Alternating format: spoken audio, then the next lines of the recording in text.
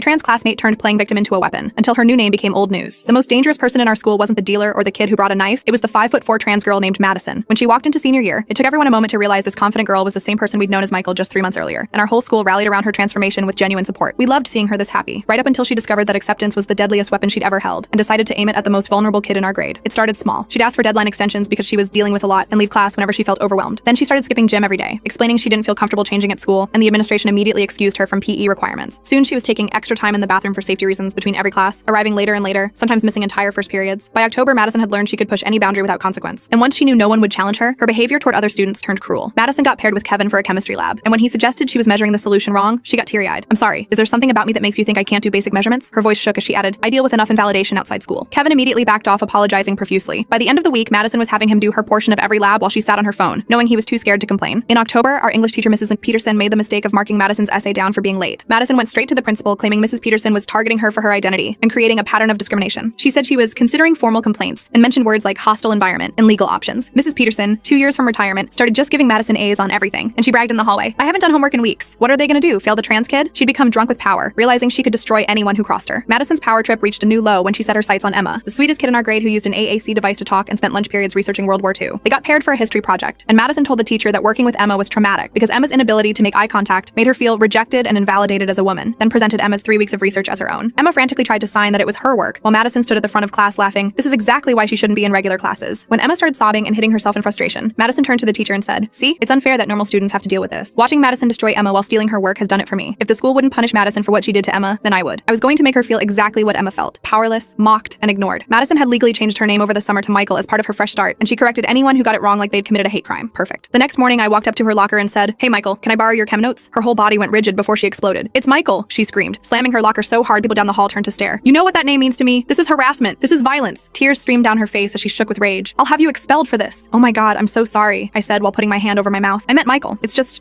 old habit." I let out the same little laugh she'd given while Emma was frantically signing that the project was hers. She stormed off to report me, but something had already shifted. The students who'd watched her steal Emma's work, who'd seen her mock Emma's inability to speak up, who'd suffered under her reign of privilege, they understood immediately what I was doing. By lunch, 5 different people had accidentally called her Michael with the same fake apologies. By the end of the week, half the school was accidentally calling her Michael, and when she corrected them, they'd give her the same dismissive laugh she'd given while Emma was crying, as if her pain was just as funny as Emma's had been to her. What was she going to do? Report everyone? Madison lasted 3 more weeks before everything finally caught up with her. The principal had started a real investigation after Emma's parents brought in proof of the stolen project, and suddenly Madison discovered that crying discrimination didn't work when there was actual evidence against her. Her parents quietly transferred her to a private school 2 districts over, claiming our school was no longer supportive, but we played them in basketball that spring, and their players already knew all about her. Emma returned the day after Madison left, finally free to use her AAC device without fear, and gave her Holocaust presentation to a standing ovation while her hands flapped with pure joy.